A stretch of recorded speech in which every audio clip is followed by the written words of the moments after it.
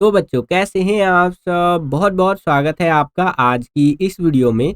आज का ये वीडियो क्लास 12th के बच्चों के लिए बहुत ज़्यादा खास होने वाला है, क्योंकि इस वीडियो में हम लोग देखने वाले हैं बच्चों क्लास 12th का जो आपका इकोनॉमिक्स का सब्जेक्ट है, हिंदी में बोले तो जो आपका अर्थशास्त्र का विषय है, इसका जो कल आपका बोर्ड एग्जाम होने वाला है सीबीएसई का 18 मार्च को। जी हाँ बच्चों, 18 मार्च 2026 को जो आपका कल सीबीएसई का बोर्ड का पेपर होगा इकोनॉमिक्स का क्लास 12th का, तो उसके लिए हम लोग लेकर के आ गए हैं अपना सैंपल क्वेश्चन पेपर नंबर 3 का वीडियो। ठीक है, ये तीसरा सैंपल पेपर होने वाला है इकोनॉमिक्स का, जिसको इस वीडियो में हम लोग सॉल्व करेंगे बच्चों। इससे पहले मैंने आपको 2 सैंपल पेपर इकोनॉमिक्स के ऑलरेडी सॉल्व करवा के वीडियो अपलोड कर दी है। आई बटन में आपको लिंक मिल जाएगा, उस पर क्लिक करके जरूर देख लीजिएगा। और अलग से प्लेलिस्ट भी बना दी गई है इकोनॉमिक्स के लिए, तो प्लेलिस्ट वाले सेक्शन में जाकर के आप इकोनॉमिक्स की प्लेलिस्ट चेक कर लीजिएगा, उसमें भी वीडियोस आपको मिल जाएंगी। ठीक है, उसके अलावा भी बच्चों मैंने दोनों बुक की वन शॉट की वीडियो अपलोड कर दी है। ठीक है, तो वो वीडियोस भी आपको आई बटन में और प्लेलिस्ट में मिल जाएगा, वहां से क्लिक करके आप देख सकते हैं। तो चलिए वीडियो को शुरू करते हैं और ये तीसरा सैंपल पेपर समझते हैं। ध्यान रखिएगा बच्चों, जो क्वेश्चन करवा रहा हूं ये सुपर इंपॉर्टेंट है। इसी में से आप देखेंगे बहुत सारे क्वेश्चन आपके पेपर में डिट्टो रिपीट होकर के आएंगे, एकदम सेम टू सेम छप करके आएंगे। अभी हाल ही में रिसेंटली कह लीजिए हिंदी का यहाँ पर बोर्ड एग्जाम हुआ था और जो हमने करवाया था वही आया था। आप मैच कर लीजिएगा। सैंपल पेपर की वीडियो भी हमारे चैनल पे अपलोडेड है और आंसर की का वीडियो भी मैंने अपलोड किया था। ठीक है, दोनों को मैच कर लीजिएगा और आपको दिख जाएगा लगभग लगभग पूरा पेपर हमारे ही सैंपल पेपर्स में से आया हुआ था। ठीक है, तो इसलिए मैं बोल रहा हूँ इकोनॉमिक्स का तो खास रिलेशन रहता है हमारा, जो करवाते हैं मोस्टली वही आ जाता है। तो इकोनॉमिक्स की सैंपल पेपर की वीडियो पूरा देख करके जाइएगा, आपको डेफिनेटली बहुत ज़्यादा हेल्प होगा वीडियो आपका कल जो बोर्ड एग्जाम होने वाला है ना उसके अंदर इन वीडियो से। ठीक है, और इस वीडियो पर 700 लाइक्स का टारगेट है। अगर आप 700 लाइक्स करवा देते हैं, मेरे पास 3 से 4 सैंपल पेपर और पड़े हुए हैं। मैं सीधा लाइव आऊँगा आज शाम से, शाम को 5-6 बजे से लाइव लेना शुरू करूँगा और 11 बजे तक या फिर यहाँ पर 12 बजे तक लाइव रहूँगा रात के। ठीक है, अगर आप 700 लाइक्स कंप्लीट करवा देते हैं तो, या फिर 280 कमेंट कर दीजिए इस वीडियो पर कि यस जय भैया यहाँ पर लाइव क्लास लो और हमें 3 से 4 सैंपल पेपर लाइव सॉल्व करवाओ। ठीक है, तो डेफिनेटली मैं आपके लिए लाइव क्लासेस जरूर लूंगा। चलिए शुरू करते हैं और ये तीसरा सैंपल पेपर इकोनॉमिक्स का सॉल्व करते हैं बच्चों।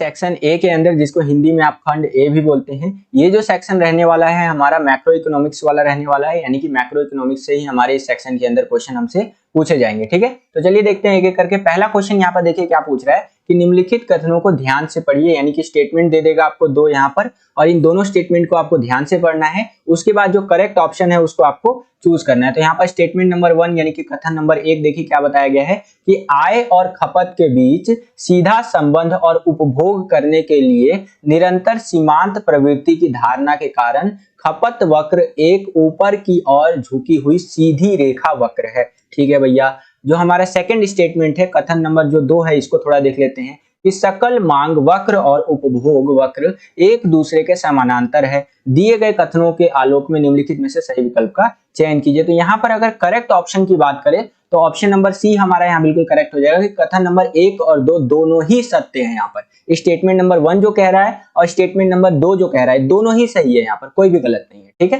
सेम यही क्वेश्चन इंग्लिश मीडियम में कुछ इस तरह से रहेगा आपका कि read the following statement carefully. तो भैया 2 स्टेटमेंट यहाँ पर हमें दे दिया, statement number 1 and statement number 2। इसको आप ध्यान से पढ़ लीजिए और इसके बेसिस पे जो हमारा करेक्ट आंसर हो जाएगा ऑप्शन नंबर सी हो जाएगा। Both statements 1 and 2 are true, यानी कि दोनों ही स्टेटमेंट भैया यहाँ पर हमारा सही है। ठीक है, नेक्स्ट क्वेश्चन देखिए, यहाँ पर दूसरा क्वेश्चन काफी इंटरेस्टिंग क्वेश्चन है। यहाँ पर क्वेश्चन क्या पूछ रहा है हमसे कि रूस यूक्रेन संकट के कारण आपूर्ति पक्ष के मुद्दों के कारण दुनिया कच्चे तेल की बढ़ती कीमतों का सामना कर रही है। भैया आपको पता है कि रशिया यूक्रेन का वॉर चल रहा है, तो इससे क्या हो रहा है भैया, क्रूड ऑयल जो है हमारा कच्चा तेल जो है ना, इसका दाम रिकॉर्ड तोड़ हाई बढ़ रहा है। हमारा दुनिया इसका जो है समस्या फेस कर रहा है कच्चे तेल का कीमतों का बढ़ने का। ठीक है, तो इससे देखिए, इससे रिलेटेड हमारा यहाँ पर क्या क्वेश्चन बन गया कि निम्नलिखित में से भारतीय अर्थव्यवस्था के भुगतान संतुलन की स्थिति पर सबसे संभावित प्रभाव क्या यहाँ पर हमें देखने को मिलेगा, उसकी आपको पहचान करनी है। तो इसको थोड़ा सा ना समझने का प्रयास कीजिए। तो यहाँ पर आप देख सकते हैं बच्चों, यहाँ पर मैंने वर्ल्ड मैप खोल लिया है और यहाँ पर वर्ल्ड मैप में ये है अपना प्यारा भारत और रशिया आपको वर्ल्ड मैप में कहाँ देखने को मिलेगा, थोड़ा सा ऊपर चले तो यहाँ पर आपको रशिया देखने को मिलेगा।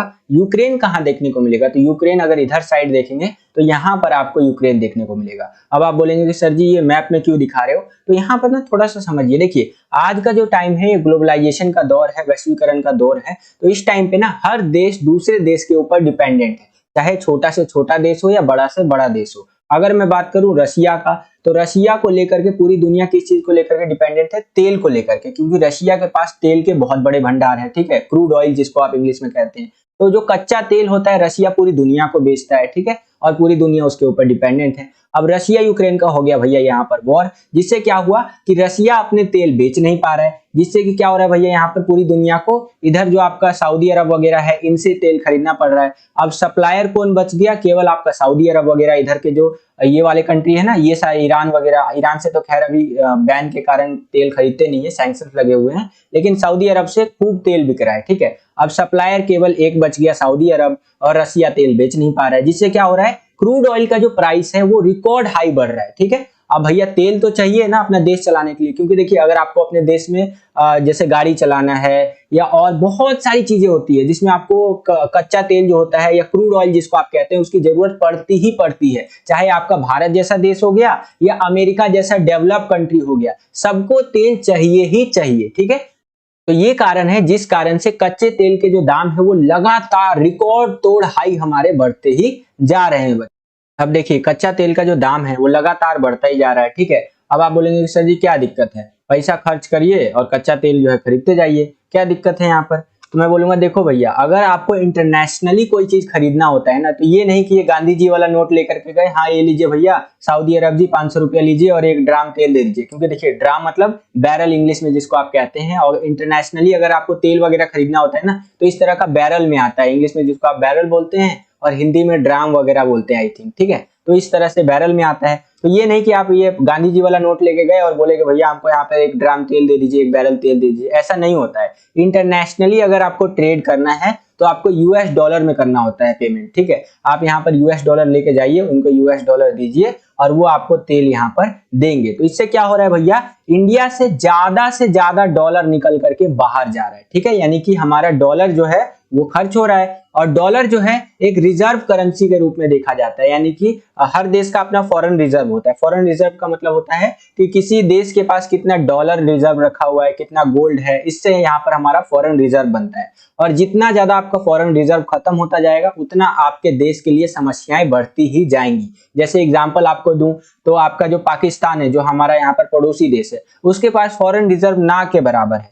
वहीं एग्जांपल, बेस्ट एग्जांपल रहेगा यहाँ पर श्रीलंका, जो अभी हाल ही में फाइनेंशियल क्राइसिस बहुत ज्यादा वहां पर देखने को मिला। क्यों? क्योंकि वहां के जो फॉरेन रिजर्व थे ना वो बिल्कुल खत्म हो गए थे, जिससे अगर आपका फॉरेन रिजर्व खत्म होता है तो आप तेल नहीं मंगा सकते, बाहर से कोई सामान नहीं मंगा सकते, क्योंकि आपका जो लोकल करेंसी है, जैसे हमारे यहाँ का लोकल करेंसी है इस तरह से रुपया, और भी देशों का लोकल करेंसी होता है, उससे आप इंटरनेशनल ट्रेड नहीं कर सकते हो, ठीक है। इसीलिए डॉलर वगैरह काफी इंपॉर्टेंट होता है। और जब कच्चे तेल के दाम इतने ज्यादा बढ़ रहे हैं तो भारत से क्या हो रहा है, यहाँ पर आउटफ्लो देखने को मिल रहा है डॉलर का, ठीक है। तो इस हिसाब से आप यहाँ पर आंसर लिख सकते हैं। मैंने सिर्फ आपको समझाया, अभी यहाँ पर मैं आपको करेक्ट ऑप्शन भी दिखा देता हूँ एक बारी। तो क्वेश्चन की तरफ चलते हैं हम लोग। तो यहाँ पर आप देख सकते हैं बच्चों, यहाँ पर क्वेश्चन था कि रूस और यूक्रेन संकट जो है, यानी वॉर जो अभी चल रहा है, तो इससे आपूर्ति पक्ष यानी कि सप्लाई जो है इफेक्ट हुई है। जाहिर सी बात है कच्चे तेल का, तो दुनिया जो है बहुत ज्यादा हाई प्राइसेस का सामना कर रही है, जो हमारा क्रूड ऑयल है उसका। तो भारत की इकोनॉमी जो है, भारतीय अर्थव्यवस्था जो है, इस पर भुगतान संतुलन जो है उसकी स्थिति पर संभावित प्रभाव क्या पड़ेगा, तो इससे ये प्रभाव पड़ेगा कि भारत से अमेरिकी डॉलर का बहिर्वाह होगा, यानी कि आउटफ्लो जो है इंक्रीज हो जाएगा। पैसा हमारा जो डॉलर है, अमेरिका का जो डॉलर हम लोग बचा के रखे हैं ना, वो खर्चा होता जाएगा, हमारी इकोनॉमी से बाहर जाता जाएगा, ठीक है। तो ऑप्शन नंबर जो डी है हमारा यहाँ बिल्कुल करेक्ट आंसर हो जाएगा। और अगर आपको वीडियो पसंद आ रहा है तो इस वीडियो को लाइक करते चलिए। जितना ज्यादा आप वीडियो को लाइक करते हैं उतना ज्यादा हमारा मोटिवेशन बढ़ता है और वीडियोस को बनाने के लिए। अगर आप एक लाइक करते हैं वीडियो को तो उससे हमारा मोटिवेशन का जो लेवल है वो लाखों करोड़ों अरबों खरबों गुना बढ़ जाता है। हमें अंदर से एक आवाज आती है कि जय सर क्या कर रहे हैं, खाली क्यों बैठे हैं, इंस्टाग्राम पे रील वगैरह क्यों देख रहे हैं, बच्चों के लिए वीडियोस बनाइए। तो हम आपके लिए ज्यादा से ज्यादा वीडियोस लेकर के आते रहते हैं। सेम यही क्वेश्चन इंग्लिश मीडियम में कुछ इस तरह से रहेगा कि the world is facing rising crude oil prices due to supply side issue due to Russia Ukraine crisis, ठीक है। तो identify the most likely impact on the balance of payment position of the Indian economy from the following. तो क्या impact हमें यहाँ पर देखने को मिलेगा, तो वो देखने को मिलेगा भैया यहाँ पर यूएस डॉलर का आउटफ्लो देखने को मिलेगा, इंडिया से इंक्रीज होगा आपका यूएस डॉलर का आउटफ्लो। ठीक है, तो ऑप्शन नंबर डी जो है हमारा यहाँ पर बिल्कुल करेक्ट ऑप्शन हो जाएगा। आगे चलते हैं, अगला क्वेश्चन देखिए यहाँ पर तीसरा क्वेश्चन क्या है। वीडियो में आगे बढ़ने से पहले एक इंपॉर्टेंट इन्फॉर्मेशन है बच्चों, तो बड़े ध्यान से समझिएगा। अगर आप अपने पॉलिटिकल साइंस के बोर्ड एग्जाम की तैयारी को और जो आपका हिस्ट्री का बोर्ड का पेपर होने वाला है इसकी तैयारी को एकदम नेक्स्ट लेवल पर ले जाना चाहते हैं और उन बच्चों की कैटेगरी में शामिल होना चाहते हैं जो लास्ट टाइम पे भी तैयारी करके अपने बोर्ड एग्जाम्स के अंदर बहुत अच्छे मार्क्स स्कोर करते हैं, तो आप हमारे द्वारा बनाए गए इन दोनों सब्जेक्ट के 15-15 सैंपल पेपर्स को ले सकते हैं विद सॉल्यूशन के साथ, हिंदी और इंग्लिश दोनों ही मीडियम के अंदर। इसका पीडीएफ अवेलेबल है बच्चों, जो ऑलरेडी हजारों बच्चे खरीद रहे हैं और अपने बोर्ड एग्जाम की तैयारी को बहुत बढ़िया बना रहे हैं। ठीक है, और देखिए पॉलिटिकल का तो मैं टॉपर रह चुका हूँ, डेफिनेटली ये जो पॉलिटिकल के आप 15 सैंपल पेपर लेंगे ना बच्चों, इसके अंदर वो स्ट्रेटेजीज आपको देखने को मिलेंगी जिससे मैंने टॉप किया था अपने स्कूल में, और 10 साल हो गए पढ़ाते पढ़ाते, तो और बहुत सारी चीज़ें मैंने सैंपल पेपर में ऐड कर दी है। ठीक है, उसके अलावा हर तरह के क्वेश्चंस आपको मिल जाएंगे सैंपल पेपर, और अभी के टाइम पे तो 50% का डिस्काउंट भी देखने को मिलेगा सैंपल पेपर्स के ऊपर आपको बच्चों, और डबल डिस्काउंट धमाका ऑफर के तहत लेंगे तब तो क्या ही बात कहनी। ठीक है, स्क्रीन पर जो ये व्हाट्सअप नंबर दिख रहा है ये हमारी टीम का व्हाट्सअप नंबर है बच्चों, इस पर आप कॉन्टैक्ट कर सकते हैं, बिजनेस व्हाट्सअप नंबर है, और सैंपल पेपर्स को ले सकते हैं। एक सब्जेक्ट के सैंपल पेपर का जो ओरिजिनल प्राइस है वो 299 रुपये है, अभी अगर आप लेंगे तो 50% डिस्काउंट ऑफर के तहत 149 में मिल जाएगा आपको एक सब्जेक्ट का, और अगर आप दोनों सब्जेक्ट का हिस्ट्री पॉलिटिकल दोनों का लेते हैं तो डबल डिस्काउंट धमाका ऑफर के तहत को केवल और केवल 249 रुपीज़ में आपको देखने को मिल जाएगा। तो आज ही इन सैंपल पेपर्स को लीजिए और अपने बोर्ड एग्जाम की तैयारी को नेक्स्ट लेवल पर लेकर के जाइए बच्चों। ठीक है, चलिए वीडियो में आगे बढ़ते हैं।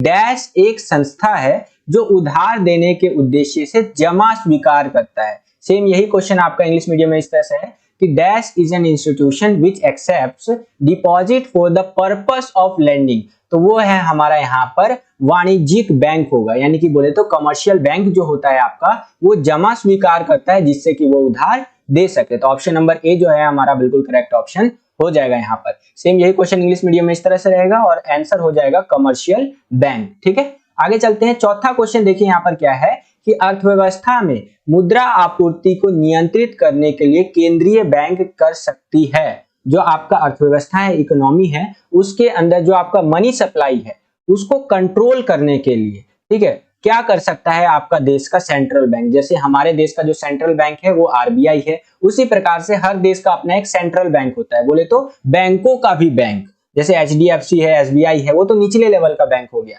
लेकिन सबसे टॉप पे कौन सा बैंक है भैया, हमारा सेंट्रल बैंक जिसको आप कह सकते हैं वो है आरबीआई। ठीक है, तो आरबीआई जो है आपका इकोनॉमी में मनी सप्लाई को कंट्रोल करने के लिए क्या कर सकता है, आप मुझे इसका आंसर कमेंट करके बताइएगा। 4 ऑप्शन आपकी स्क्रीन पर दे रहा हूं यहाँ पर, ठीक है, केबीसी वाला फंडा चल रहा है। 4 ऑप्शन में करेक्ट ऑप्शन जो है आपको यहाँ पर कमेंट करके बताना है। जिस भी बच्चे का सबसे पहले कमेंट आएगा और सबसे सटीक कमेंट आएगा, यानी कि बोले तो सबसे सही उत्तर आएगा, उस बच्चे को मैं यहाँ हार्ट का सिंबल दे दूंगा, दिल का निशान दे दूंगा, ताकि और बच्चे समझ सके कि बच्चे ने बिल्कुल सही उत्तर दिया है। ठीक है, तो कमेंट करके जल्दी जल्दी बताइए कि इसका सही उत्तर क्या होगा। सेम यही क्वेश्चन इंग्लिश मीडियम में कुछ इस तरह से रहेगा आपका कि to control the money supply in the economy the central bank can, यानी कि सेंट्रल बैंक क्या कर सकता है भैया, तो वो आपको कमेंट करके बताना है। ठीक है, आगे चलते हैं। अगला क्वेश्चन देखिए यहाँ पर 5वां क्वेश्चन क्या पूछ रहा है कि भारत में धन की आपूर्ति बढ़ सकती है यदि, यानी कि इंडिया के अंदर जो मनी सप्लाई है वो बढ़ सकता है अगर ये चीजें हो जाए तो। क्या क्या चीजें हो सकती है भैया मनी सप्लाई को बढ़ाने के लिए, तो भारतीय रिजर्व बैंक, जिसको आप हमारे देश का सेंट्रल बैंक भी कह सकते हैं, आरबीआई जो है प्रचलन में, यानी कि कह लीजिए जो चल रहा है इस तरह से, उसमें अधिक धन डाल दे तो ये बिल्कुल सही है। अगर आरबीआई जो है पैसा ज्यादा से ज्यादा डाल देता है इकोनॉमी में तो भारत में धन की आपूर्ति को बढ़ाया जा सकता है। जैसे आप देखेंगे कि कोरोना के बाद क्या हुआ था कि जो महिलाओं के अकाउंट है जनधन वाले, उसके अंदर 500-500 रुपए आए थे गवर्नमेंट की तरफ से। तो गवर्नमेंट ने ये डिसीजन क्यों लिया था, ताकि इंडियन इकोनॉमी में मनी का जो सप्लाई है, बोले तो धन की जो आपूर्ति है उसको बढ़ाया जा सके। ठीक है, तो आरबीआई ये बिल्कुल कर सकता है। एक आपका ये पहला ऑप्शन जो है ये बिल्कुल करेक्ट हो जाएगा। दूसरा है भैया वाणिज्यिक बैंक अपने ऋण संचालन का विस्तार करे। बोले तो जो आपका कमर्शियल बैंक है वो ज्यादा से ज्यादा पैसा वैसा देने लग जाए, लोन वगैरह देने लग जाए, तो इससे भारत में आप देखेंगे मनी सप्लाई बढ़ जाएगा, धन की आपूर्ति जो है बढ़ जाएगी। तीसरा ऑप्शन है आपका यहाँ पर कि केंद्र सरकार द्वारा कर दरों को कम किया जाना, यानी कि जो आपका सेंट्रल गवर्नमेंट है, केंद्र सरकार है, वो टैक्स को कम कर दे, करों को कम कर दे, तो इससे भी आपका मनी सप्लाई जो है इंक्रीज हो सकता है इंडिया के अंदर। तो ये भी आपका ऑप्शन करेक्ट हो जाएगा। लेकिन लास्ट वाला जो ऑप्शन है यहाँ पर देखिए क्या लिखा गया है कि भारतीय रिजर्व बैंक ने बैंक दर में अगर वृद्धि की तो क्या इससे मनी सप्लाई बढ़ेगा? बिल्कुल नहीं बढ़ेगा। अगर रिजर्व बैंक जो है आपका बैंक दर बढ़ा देता है तो ऑटोमेटिकली जो कर्जा मिलेगा बैंकों को वो ज्यादा रेट पे मिलेगा। उसके बाद जो बैंक कर्जा देंगे और लोगों को वो भी ज्यादा इंटरेस्ट पे देंगे। इससे क्या होगा कि मनी सप्लाई जो है कम होगा इंडिया के अंदर, बढ़ेगा बिल्कुल भी नहीं। ठीक है, तो ये जो चौथा ऑप्शन है ये गलत है। तो इस हिसाब से जो हमारा करेक्ट ऑप्शन हो जाएगा यहाँ पर बोले तो करेक्ट आंसर जो हो जाएगा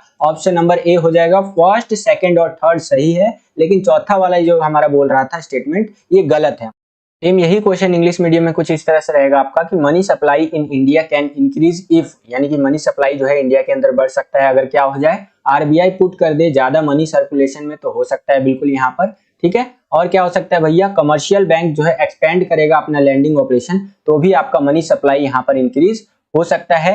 टैक्स रेट अगर रिड्यूस किया जाता है सेंट्रल गवर्नमेंट के द्वारा तो भी मनी सप्लाई इंक्रीज हो सकता है इंडिया के अंदर। लेकिन अगर आरबीआई हाइक कर देता है बैंक रेट तो इससे जो है मनी सप्लाई इंडिया के अंदर इंक्रीज नहीं होगा, उल्टा डिक्रीज हो जाएगा। ठीक है, तो आप देखते होंगे जब भी महंगाई बढ़ता है तो आरबीआई अपना बैंक रेट जो है वो बढ़ा देता है। इसके ऊपर अलग से क्वेश्चन बन सकता है, जब अभी और सैंपल पेपर लाऊंगा तो कोशिश करूंगा एक क्वेश्चन इससे लूं, इससे रिलेटेड, जिससे कि आपको इस चीज को भी अच्छे से समझा सकूं। ठीक है, तो यहाँ पर करेक्ट ऑप्शन हमारा क्या हो जाएगा, ऑप्शन नंबर ए हो जाएगा। फर्स्ट, सेकंड और थर्ड जो है हमारा यहाँ बिल्कुल करेक्ट आंसर है। आगे चलते हैं, छठा क्वेश्चन देखिए यहाँ पर क्या है। छठे क्वेश्चन में बोल रहा है कि मान लीजिए एक काल्पनिक अर्थव्यवस्था के लिए निम्नलिखित डेटा प्रस्तुत किया गया है और ये जो भी डेटा है ये करोड़ों में दिया गया है। ठीक है, तो आपका एक काल्पनिक यानी कि कह लीजिए आपके मन के अंदर आपको एक अर्थव्यवस्था को बनाना है भैया, और उसके लिए यहाँ पर डेटा दे दिया है और ये जो भी डेटा दिया गया है ये करोड़ों में दिया गया है। चलिए देखते हैं, तो यहाँ पर जो डेटा है इस तरह से दिया गया है, यहाँ पर पहले साल दिया है, ईयर है,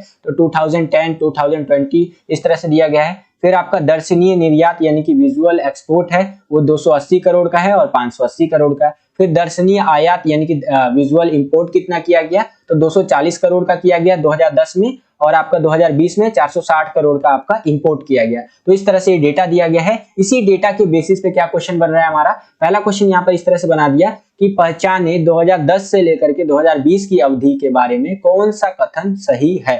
ठीक है, तो यहाँ पर पहला कथन क्या है, व्यापार संतुलन में सुधार हुआ है। ये हमारा स्टेटमेंट बिल्कुल सही है, क्योंकि अगर आप ध्यान से देखेंगे ना तो जो हमारा बैलेंस ऑफ ट्रेड है इस तरह से वो बिल्कुल सही रहा है। आप देखेंगे 2010 में 280 करोड़ का हमने एक्सपोर्ट कर दिया और 240 करोड़ का हमने इंपोर्ट किया। ठीक है, वहीं 2020 में हमने यहाँ पर इंपोर्ट कितना किया भैया, इंपोर्ट तो किया है 460 करोड़ का और एक्सपोर्ट कर दिया यहाँ पर 580 करोड़ का। तो इस हिसाब से जो हमारा व्यापार संतुलन है इसमें सुधार हुआ है, बोले तो इंग्लिश में आपका improvement in the balance of trade करके। ठीक है, ऑप्शन नंबर ए हमारा यहाँ बिल्कुल करेक्ट आंसर हो जाएगा। सातवां क्वेश्चन देखिए बच्चों, यहाँ पर क्या पूछ रहे हैं हमसे कि यदि राष्ट्रीय आय यानी कि जो नेशनल इनकम है आपका उसके अंदर वृद्धि खपत में वृद्धि के बराबर है तो सीमांत बचत प्रवृत्ति के मूल्य की पहचान आपको करनी है। तो यहाँ पर हमारा शून्य के बराबर हो जाएगा। ऑप्शन नंबर डी जो है हमारा यहाँ बिल्कुल करेक्ट आंसर हो जाएगा। सेम यही क्वेश्चन इंग्लिश मीडियम में इस तरह से रहेगा, यहाँ पर आप देख सकते हैं, ये रहा आपकी स्क्रीन पर, और आंसर हो जाएगा ऑप्शन नंबर डी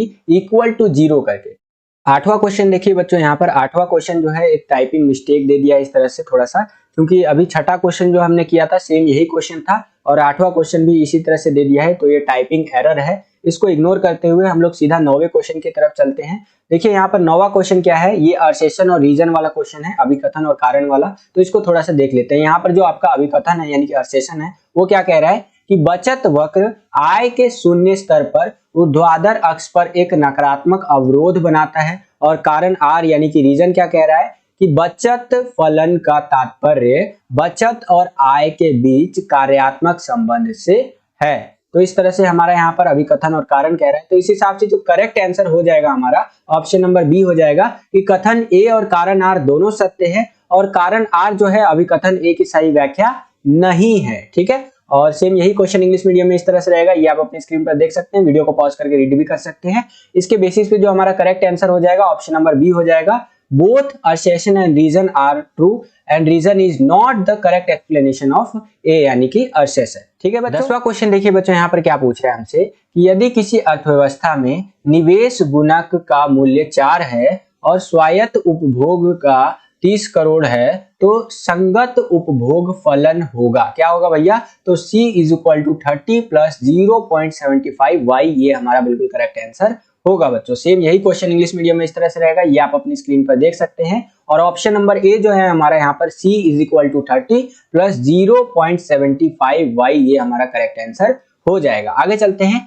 11वां क्वेश्चन देखिए बच्चों, यहाँ पर ये जो क्वेश्चन है हमारा फाइनल प्रोडक्ट और इंटरमीडिएट प्रोडक्ट यानी कि मध्यवर्ती उत्पाद व अंतिम उत्पाद को लेकर के है। इस चीज को थोड़ा सा समझ लीजिए पहले, फिर इस क्वेश्चन को देखेंगे। तो थोड़ा यहाँ पर समझिए बच्चों। तो यहाँ पर देखिए बच्चों, यहाँ पर एक जो दुकान वाला है इसने क्या किया कि इस तरह का जो कोका कोला का कैन आता है ना, जो मार्केट में धड़ल्ले से बिकता है आपका, तो इस तरह के 1000 कैन जो है इस दुकान वाले ने खरीद लिए डिस्ट्रीब्यूटर से, ठीक है। और ये जो 1000 कैन खरीदा इस दुकान वाले ने, एक कैन का जो प्राइस पड़ा इस दुकान वाले को वो पड़ा 35 रुपए, मान के चल रहे हैं हम लोग। और यहाँ पर ये जो कोका कोला का कैन हो गया अब आपका, ये हो गया इंटरमीडिएट प्रोडक्ट, क्योंकि ये जो कोका कोला का कैन है ये किसी फैक्ट्री में बना होगा, फिर फैक्ट्री में बनने के बाद ये गया होगा डिस्ट्रीब्यूटर के पास, और डिस्ट्रीब्यूटर से यहाँ पर दुकान वाले ने खरीद लिया, और फिर दुकान वाला इसको रीसेल कर रहा है अपना प्रॉफिट निकाल के। मान लीजिए कि 35 का खरीदा, पर कैन जो है 35 का पड़ा, और ये 40 का बेचेगा दुकान वाला, तो 5 रुपए पर कैन के हिसाब से दुकान वाले को प्रॉफिट हो गया। तो ये जो कोका कोला का कैन है ये इंटरमीडिएट प्रोडक्ट के अंदर आ जाएगा, बोले तो मध्यवर्ती उत्पाद के अंदर आ जाएगा। अब यही कोका कोला का जो कंपनी है, इस कोका कोला की कंपनी ने एक बिल्डिंग खरीदा अपना ऑफिस बनाने के लिए, तो ये होगा आपका फाइनल प्रोडक्ट यानी कि अंतिम उत्पाद, जिसको आप फिक्स्ड एसेट भी बोल सकते हैं, ठीक है। तो यहाँ पर हमारा कोका कोला जो दुकान वाला खरीद रहा है, यहाँ पर कोका कोला का कैन, ये हो गया यहाँ पर इंटरमीडिएट प्रोडक्ट, क्योंकि यहाँ पर ये रीसेल करेगा कस्टमर्स को। और यही कोका कोला की कंपनी अगर एक ऑफिस खरीदती है या एक बिल्डिंग खरीदती है जिसको ये अपना ऑफिस बनाना चाहती है, तो ये हो जाएगा फाइनल प्रोडक्ट, बोले तो अंतिम उत्पाद, या फिर इसको आप फिक्स्ड एसेट भी बोल सकते हैं। आई होप कि आपको समझ में आया होगा। अब हम अपने क्वेश्चन की तरफ दोबारा से चलते हैं और वहां पर देखते हैं कि किस प्रकार से हमसे इसी से रिलेटेड क्वेश्चन पूछा गया। तो यहाँ पर आप देख सकते हैं बच्चों, क्वेश्चन कुछ इस प्रकार से था हमारा कि स्कूल द्वारा खरीदा गया फर्नीचर। तो ये जो स्कूल फर्नीचर खरीदता है ये क्या होगा भैया? ये अंतिम उत्पाद यानी कि फाइनल प्रोडक्ट होगा आपका, क्योंकि जो स्कूल फर्नीचर को खरीदता है ये उसकी संपत्ति के अंदर जुड़ जाता है, एसेट के अंदर जुड़ जाता है, जिसको आप फिक्स्ड एसेट भी बोल सकते हैं, ठीक है।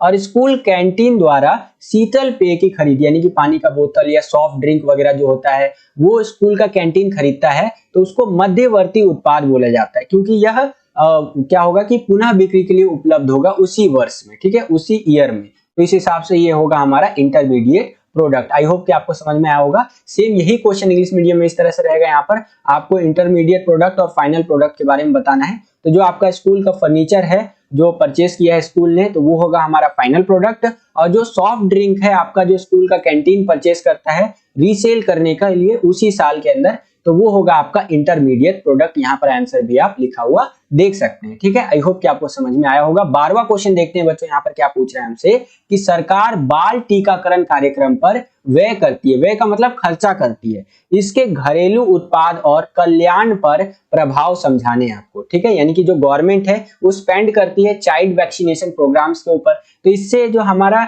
इफेक्ट पड़ता है डोमेस्टिक प्रोडक्ट और वेलफेयर के ऊपर, वो आपको बताना है। तो देखिए, सरकार जो है बाल टीकाकरण पर खर्चा करती है, जैसे आप देखेंगे पोलियो का वैक्सीन वगैरह लगता है इस तरह से, तो इससे क्या होता है हमारा जो जीडीपी है यानी सकल घरेलू उत्पाद है उसमें वृद्धि होगी। क्यों होगी भैया? मान लीजिए बचपन में 5 जो बच्चे हैं उनको पोलियो का वैक्सीन दिया गया और उनको पोलियो का जो बीमारी है वो नहीं हुआ, तो वो बड़े हो जाएंगे धीरे धीरे, उनको कोई बीमारी नहीं हुआ पोलियो का इस तरह से, और फिर क्या होगा जब वो बड़े होंगे तो वो कमाएंगे तो उससे क्या होगा, वो पैसा लाएंगे और अपना दुकान वाले से या कहीं जाकर के मॉल वगैरह में सामान खरीदेंगे। जब वो सामान खरीद रहे हैं तो जीडीपी के अंदर कंट्रीब्यूट कर रहे हैं, तो यहाँ पर हमारा जीडीपी बढ़ेगा। और वहीं हमारा दूसरा सिनेरियो या कह लीजिए वर्स्ट केस सिनेरियो ले लेते हैं, जहां पर 5 बच्चे हैं, 5 बच्चों को पोलियो वगैरह का वैक्सीन नहीं दिया गया गवर्नमेंट की तरफ से और उनको पोलियो हो गया, तो वो मान लीजिए कि अगर बच भी गए पोलियो होने के बाद आगे चल के, तो वो कमा नहीं पाएंगे ढंग से, घर में पड़े हुए रहेंगे, इस तरह से बोझ रहेंगे, तो इससे हमारी जीडीपी नेगेटिव में जाएगी, क्योंकि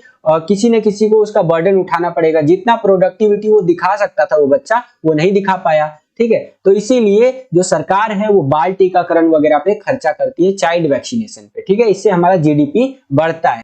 यहाँ पर बताया भी गया है क्योंकि यह सरकारी अंतिम उपभोग व्यय है। यह लोगों के कल्याण को भी बढ़ाता है क्योंकि इस कार्यक्रम से लोगों के स्वास्थ्य में सुधार आएगा, जिससे कि लोगों की कार्यकुशलता में वृद्धि होगी। ठीक है, तो इस तरह से आंसर आप लिख सकते हैं।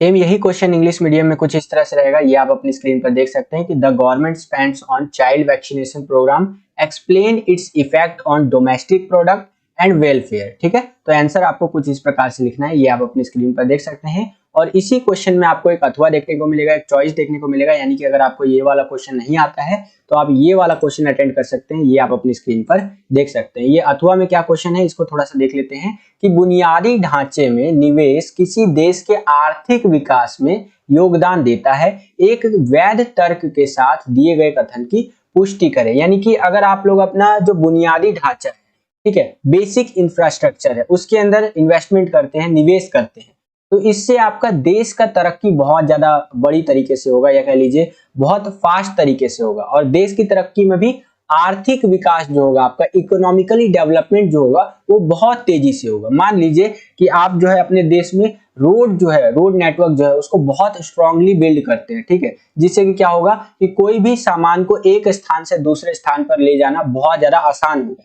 तो इससे क्या होगा, आपके देश में ज्यादा से ज्यादा फैक्ट्री खुलेगा, पूरी दुनिया में जितने भी देश है वो सोचेंगे अच्छा इस देश का जो रोड नेटवर्क है वो बहुत ज्यादा अच्छा है, चलो इस देश में इन्वेस्टमेंट करते हैं, अपना फैक्ट्री लगाते हैं। क्यों? क्योंकि वो अपना फैक्ट्री लगाएंगे, कोई भी सामान अगर वो बनाते हैं तो पूरे देश में वो सामान बेचने में उनको आसानी होगा। ठीक है, तो अगर आपके देश का जो बेसिक इंफ्रास्ट्रक्चर है उसको आप डेवलप करते हैं तो आपका इकोनॉमिकली डेवलपमेंट तो बहुत तेजी से होगा ही होगा, साथ ही साथ ओवरऑल डेवलपमेंट भी होगा आपके देश का। ठीक है, तो इसी हिसाब से ये जो कथन है हमारा, इसकी पुष्टि करनी है। तो चलिए कथन की पुष्टि कर देते हैं कि दिया गया कथन सत्य है, एक अर्थव्यवस्था में ढांचागत विकास जो है उत्पादकता बढ़ाता है। ठीक है, जो भी सामान का प्रोडक्शन होता है वो बढ़ाता है। अगर किसी इकोनॉमी में आप जो बेसिक इंफ्रास्ट्रक्चर है या बेसिक डेवलपमेंट है उसको करेंगे तो आपका जो उत्पादकता है, प्रोडक्शन है, वो भी बढ़ेगा और यहाँ पर उच्च निवेश को प्रेरित करेगा। कोई भी दुनिया का देश जो है ना हाई इन्वेस्टमेंट करेगा आपके देश में जब आपका देश का बेसिक जो इंफ्रास्ट्रक्चर है वो डेवलप होगा तब। ठीक है, और रोजगार की सुविधाएं प्रदान करता है और अधिक आय उत्पन्न करता है। आय में वृद्धि के साथ लोगों के जीवन की गुणवत्ता में भी सुधार देखने को मिलता है।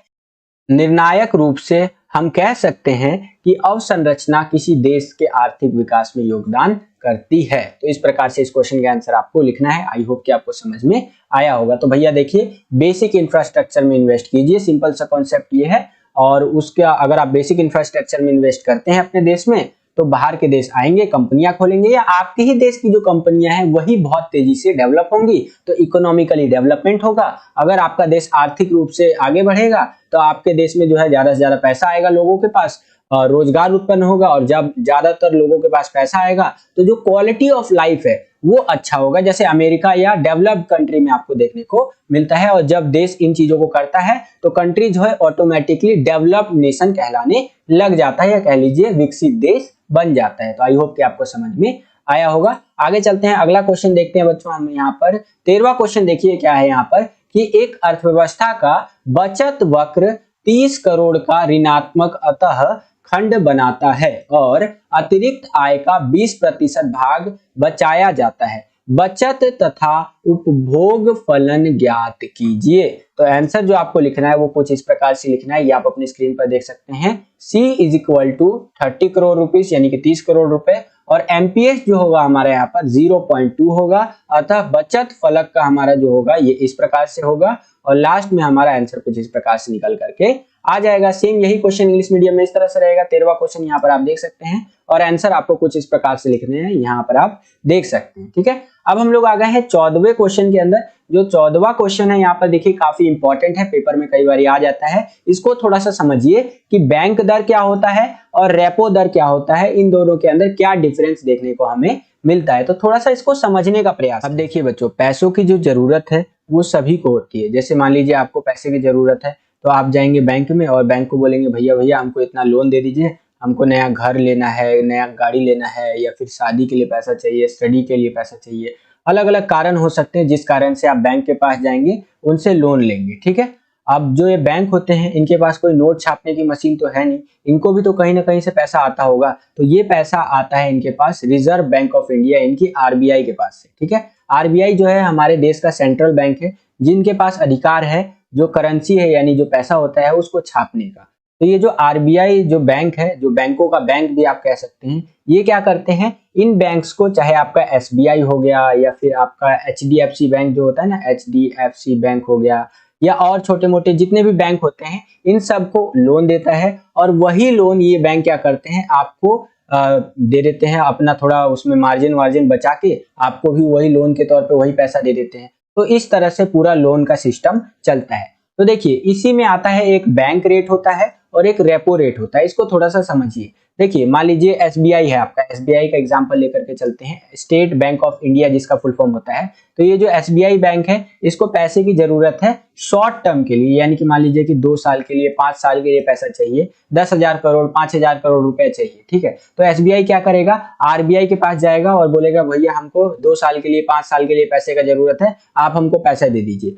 तो जो आपका आरबीआई है, रिजर्व बैंक ऑफ इंडिया, ये जो है एसबीआई को पैसा दे देगा, एसबीआई बैंक को, यहाँ पर रेपो रेट पर, ठीक है। रेपो रेट वो रेट होता है जिसमें शॉर्ट टर्म के लिए, कम समय के लिए जो है लोन दिया जाता है एक देश के सेंट्रल बैंक के द्वारा, जो है सो कि कमर्शियल बैंक को, ठीक है। तो ये हो गया आपका रेपो रेट, ठीक है। दूसरा होता है आपका यहाँ पर बैंक रेट। क्या होता है, बैंक रेट होता है। इसमें क्या होता है ना, इसमें लॉन्ग टर्म के लिए आप लोन लेते हैं। जैसे यहाँ पर एसबीआई जो जाएगा आरबीआई के पास और आरबीआई को बोलेगा कि मुझे 10 साल से लेकर के 20 साल तक के लिए पैसा चाहिए, आप लोन के रूप में मुझे दे दीजिए। तो आरबीआई यहाँ पर दे देगा, बोलेगा आप 10-20 साल के लिए आपको मैं लोन दे रहा हूं, तो आपको मैं बैंक रेट पे दूंगा, ठीक है। इस हिसाब से अब बैंक रेट मतलब अपना ब्याज जोड़ करके देते हैं। जैसे आप बैंक से लोन लेने जाएंगे तो वो ब्याज लेगा ना, उसी प्रकार से आरबीआई अगर किसी बैंक को पैसा देता है तो वो अपना ब्याज लेता है, सीधी सी बात है। जैसे 2% पे, 3% पे, 4% पे, इस तरह से ब्याज लेता है। तो ये होता है हमारा बैंक रेट और रेपो रेट। यहीं पर महंगाई को भी कंट्रोल किया जाता है। मान लीजिए कि अगर गवर्नमेंट को लगता है कि देश में महंगाई बढ़ रही है, तो जो गवर्नमेंट है वो इंस्ट्रक्शंस दे देगी आरबीआई को कि आरबीआई जी आप अब जो बैंक को पैसा दे रहे हैं उसमें क्या कीजिए, इंटरेस्ट रेट बढ़ा दीजिए। तो पहले मान लीजिए कि जो आपका बैंक वगैरह है उनको ये दे देते थे 5% इंटरेस्ट पे लोन, ठीक है, जो आरबीआई है। अब क्या करेगा आरबीआई, 7%, 8% पे लोन देगा। तो यहाँ पर 7-8% पे तो बैंक को लोन मिल रहा है, मान लीजिए एसबीआई को लोन मिला। अब एसबीआई से आप लोन लेने गए तो आपको लोन मिलेगा 10% पे, क्योंकि भैया 7-8% पे तो इन्हीं को मिल रहा है। 2% अगर ये बीच का बचाएंगे तभी तो इनका प्रॉफिट जनरेट होगा ना। तो यहाँ पर क्या होता है, महंगाई कंट्रोल हो जाता है। और जब लगता है गवर्नमेंट को कि भैया महंगाई कंट्रोल हो गया, तो ये जो ब्याज का दर है या कह लीजिए इंटरेस्ट रेट है वो कम कर देती है आरबीआई। तो इस तरह से पूरा सिस्टम यहाँ पर इकोनॉमी में चलता है। आई होप कि आपको समझ में आया होगा। जो चीजें मैंने आपको बताया वही चीज यहाँ पर लिखा हुआ है, आप देख सकते हैं कि बैंक दर क्या होता है, वह दर जिस पर देश का केंद्रीय बैंक यानी कि जो सेंट्रल बैंक होता है, व्यापारिक बैंकों को, कमर्शियल बैंकों को दीर्घकालीन उद्देश्य के लिए, लॉन्ग टर्म पर्पस के लिए उधार देता है, वह आपका बैंक दर होता है यानी कि बैंक रेट होता है। और जो रेपो रेट होता है या वह रेट होता है जिस पर जो आपका केंद्रीय बैंक है यानी कि सेंट्रल बैंक है आपका, वो व्यापारिक बैंकों को अल्पकालीन उद्देश्य की पूर्ति के लिए उधार देता है, यानी शॉर्ट टर्म पर्पसेस के लिए लोन देता है। तो इस तरह से आंसर आप लिख सकते हैं। काफी इंपॉर्टेंट क्वेश्चन है, पेपर में कई बार आ जाता है। सेम यही क्वेश्चन इंग्लिश मीडियम में इस तरह से रहेगा कि what is bank rate, how is it different from repo rate, ठीक है। तो यहाँ पर आप देख सकते हैं इस प्रकार से आंसर आपको लिखना है। आई होप कि आपको समझ में आया होगा। 15वां क्वेश्चन देखिए बच्चों, यहाँ पर क्या है कि निम्नलिखित पाठ को ध्यान से पढ़े और केंद्रीय बैंक के प्रासंगिक कार्यों पर संक्षेप में चर्चा करें। बेसिकली आरबीआई के काम करने के तरीके को लिखा गया है यहाँ पर कि किस तरह से आरबीआई काम करता है। बहुत छोटे रूप में लिखा गया है, वीडियो को पॉज करके आप रीड कर सकते हैं। और इसके बेसिस पे देखिए क्या बताया गया है कि आरबीआई ये चीज देखता है कि जो कस्टमर है, बैंक के कस्टमर्स, उनके एटीएम कार्ड की धोखाधड़ी तो नहीं हो रही है, डेटा की जो अखंडता है और गुणवत्ता सुनिश्चित हो रही है। मान लीजिए कि एक कस्टमर है, उसके अकाउंट में 5 लाख रुपए है या फिर 50 लाख रुपए है, तो ये चीज डेटा लीक तो नहीं हो रहा है, हैकर्स वगैरह के पास तो नहीं जा रहा है। तो ये सारा चीज कौन सुनिश्चित करता है, यहाँ पर आपका जो देश का सेंट्रल बैंक होता है ना आरबीआई, वो सुनिश्चित करता है, रूल्स एंड रेगुलेशंस बनाता है। और जो नीचे के बैंक्स होते हैं जैसे एचडीएफसी हो गया, आपका एसबीआई हो गया, आईडीएफसी बैंक हो गया, इस तरह के जो बैंक्स होते हैं उनको सर्कुलर के थ्रू ये सारा रूल्स वगैरह भेजता है कि भैया ये सारा चीज देखते रहो, जो छोटे उधार करता है उनको ऋण तो मिल रहा है कि नहीं मिल रहा है। इस तरह से ये सारा चीज जो है नकेल कस के रखता है एक तरह से आरबीआई छोटे बैंक्स के ऊपर या अपने से नीचे वाले बैंक्स के ऊपर, ताकि कस्टमर्स जो है ना वो खुश रह सके, ठीक है। तो इस प्रकार से यहाँ पर रहेगा और आंसर भी आप यहाँ पर देख सकते हैं। वीडियो को पॉज करके रीड करना चाहते हैं तो रीड भी कर सकते हैं। अब यही क्वेश्चन इंग्लिश मीडियम में कुछ इस तरह से रहेगा, ये आप अपनी स्क्रीन पर देख सकते हैं, वीडियो को पॉज करके रीड भी कर सकते हैं। और यहाँ पर इस तरह से दिया गया है, एटीएम कार्ड फ्रॉड हो गया आपका, डेटा की क्वालिटी हो गया, लोन टू स्मॉल बोरोवर्स हो गया, ठीक है। और ये सारा जिम्मेदारी जो है कौन देखता है, आरबीआई देखता है, मतलब नकेल कस के रखता है एक तरह से छोटे बैंक्स के ऊपर, ताकि ये सारा चीज चलता रहे प्रॉपर तरीके से, एटीएम कार्ड की धोखाधड़ी ना हो, डेटा की क्वालिटी की सुनिश्चित किया जा सके कि भैया डेटा की क्वालिटी रहे सही तरीके से, लोन वगैरह जो है छोटे जो लोग होते हैं उनको इस तरह से लोन मिलता रहे। ऐसा ना हो कि अगर कोई लोन लेने के लिए एसबीआई या एचडीएफसी के पास जा रहा है तो उनको लोन ही ना मिल रहा है। तो इस तरह से कमर्शियल बैंक को जो है ना प्रॉपर यहाँ पर रिपोर्ट वगैरह भी देना पड़ता है आरबीआई को कि देखिए हमने एक साल में इस तरह से लोन दिए हैं, डेटा की जो क्वालिटी है किस तरह से हम इम्प्रूव कर रहे हैं, एटीएम कार्ड के फ्रॉड को रोकने के लिए ये कदम उठा रहे हैं, इस तरह से आपने जो गाइडलाइंस भेजी थी आरबीआई जी वो गाइडलाइन हम फॉलो कर रहे हैं। तो ये सारा चीज जो है कमर्शियल बैंक को करते रहना पड़ता है, ठीक है। इस प्रकार से आंसर भी आप यहाँ पर देख सकते हैं। इसी क्वेश्चन में आपको एक अथवा दे दिया है, एक चॉइस दे दिया है, यहाँ पर आप देख सकते हैं कि अगर आपको ऊपर वाला क्वेश्चन नहीं आता है तो नीचे वाला क्वेश्चन आप अटेंड कर सकते हैं। इसके अथवा में, इसके चॉइस में देखिए क्या क्वेश्चन हमसे पूछा है कि केंद्रीय बैंक के कार्य सरकार का बैंक की व्याख्या कीजिए। इसको थोड़ा सा समझिए बच्चों। देखिए एक जो आपका सेंट्रल बैंक होता है किसी भी देश का, जैसे हमारे देश का जो सेंट्रल बैंक है, केंद्रीय बैंक है, वो है आरबीआई, यहाँ पर आप देख सकते हैं, ठीक है। तो ये जो है हमारे देश के जो सरकार है, मतलब जो सेंट्रल गवर्नमेंट है, उनका बैंक कहलाएगा एक तरह से। मान लीजिए कि हमारी देश की सरकार है, उनको कोई काम करना है, उसके लिए पैसे की जरूरत है, तो वो कहाँ जाएगी पैसा लेने के लिए, वो आरबीआई के पास जाएगी पैसा लेने के लिए। आरबीआई उनको पैसा देगा कि हाँ लीजिए पैसा, आपको जो भी करना है, जैसे सड़कें बनवानी है या फिर और चीजों में पैसा खर्चा करना है आप कीजिए, ठीक है। तो ये हमारे देश का जो सेंट्रल बैंक होता है वो गवर्नमेंट का बैंक कहलाता है, ठीक है। और मान लीजिए कि टाइम टू टाइम अगर आरबीआई को कुछ बताना होता है कि हाँ आप इस प्रोजेक्ट में पैसा लगा रहे हैं, इसमें फायदा नहीं होगा, तो ये जो है सलाह भी आरबीआई जो है हमारे देश की जो गवर्नमेंट है उनको देता रहता है। उसी प्रकार से अगर हमें लोन वगैरह की जरूरत होती है तो हम एसबीआई वगैरह के पास जाते हैं कि हाँ भैया जी हमें लोन दे दीजिए, या फिर आपका एचडीएफसी जो होता है उनके पास जाते हैं, या और जो बैंक होते हैं उनके पास जाते हैं। लेकिन जो गवर्नमेंट को पैसे की जरूरत होती है वो आरबीआई पूरी करता है, और आरबीआई टाइम टू टाइम सलाह भी देता रहता है कि ये करना चाहिए, ये नहीं करना चाहिए, सलाह देता रहता है, ठीक है। तो इस प्रकार से सरकार का बैंक कौन हो गया, आरबीआई हो गया, यानी कि रिजर्व बैंक ऑफ इंडिया हो गया, ठीक है। तो उसी प्रकार से यहाँ पर क्वेश्चन बन गया आपका कि केंद्रीय बैंक यानी कि जो सेंट्रल बैंक का काम है वो सरकार का बैंक बने रहना और सरकार की मदद करना, यही काम है उनका, व्याख्या कीजिए। तो उस प्रकार से आप यहाँ पर देख सकते हैं कि केंद्रीय बैंक जो है वो सभी बैंकिंग सुविधाएं सरकार को प्रदान करता है, जो व्यापारिक बैंक यानी कि जो कमर्शियल बैंक होती है अपने ग्राहकों को प्रदान करती है। केंद्रीय बैंक सरकार के बैंक एजेंट व वित्तीय सलाहकार के रूप में सरकार के लिए कोषों की व्यवस्था करती है। एक एजेंट के रूप में केंद्रीय बैंक जो है, सेंट्रल बैंक जो है, सरकार के लिए प्रतिभूतियों का क्रय विक्रय तथा सामाजिक ऋण का प्रबंधन करता है। साथ ही यह सरकार को उचित मौद्रिक नीतियों के निर्माण हेतु उपयोगी परामर्श भी प्रदान करता है कि भैया ये पॉलिसी बना सकते हैं हम लोग, ये पॉलिसी नहीं बना सकते। टाइम टू टाइम यहाँ पर जो सेंट्रल बैंक है वो गवर्नमेंट को चीजें बताता भी रहता है, ठीक है। तो इस प्रकार से आंसर आपको लिखना है। सेम यही क्वेश्चन इंग्लिश मीडियम में इस तरह से रहेगा, ये आप अपनी स्क्रीन पर देख सकते हैं कि explain the function of central bank governments bank करके, ठीक है। तो आंसर आपको कुछ इस प्रकार से लिखना है बच्चों। तो क्वेश्चन नंबर 13 से लेकर के 15 तक जो भी हमने क्वेश्चन देखे, इनका आंसर हमें 80 से 100 शब्दों में देना था। ये 4-4 नंबर के क्वेश्चन थे।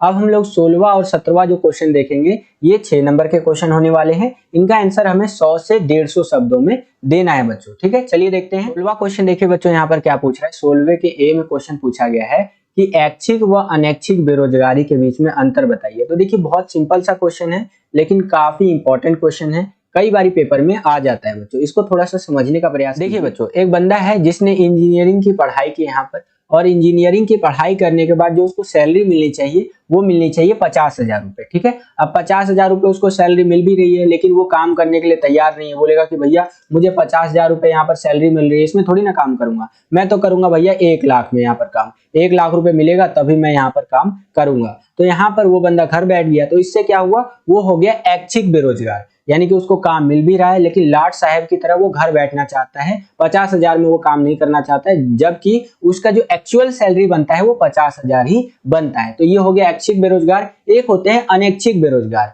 जिसका मतलब ये होता है कि वही सेम चीज मान लेते हैं, वो दूसरा बंदा है बी नाम का बंदा मान लेते हैं, और जो पहला बंदा था वो ए मान लेते हैं, जो कि आपका ऐच्छिक बेरोजगार था। अब इस बी नाम के बंदे ने सेम इंजीनियरिंग की पढ़ाई की, अब ये गया इंजीनियरिंग की पढ़ाई करने के बाद मार्केट में जॉब ढूंढने। 50,000 रुपए सैलरी मिलना चाहिए। अब इस बंदे को जॉब ही नहीं मिल रहा है वहां पर, ठीक है, 50,000 तो बहुत दूर की बात है। तो वो जो बंदा हो जाएगा वो हो जाएगा अनैच्छिक बेरोजगार, क्योंकि भैया वो तो जा रहा है जॉब ढूंढने की, माई बाप कोई काम दे दीजिए, बहुत गरीब हो गए यहाँ, तो इंजीनियरिंग का पढ़ाई कर लिए, यहाँ 50,000 सैलरी मिलना चाहिए, जॉबे नहीं मिल रहा है, ठीक है। तो ये हो गया भैया यहाँ पर हमारा अनैच्छिक बेरोजगार। क्लियर हुआ आपको?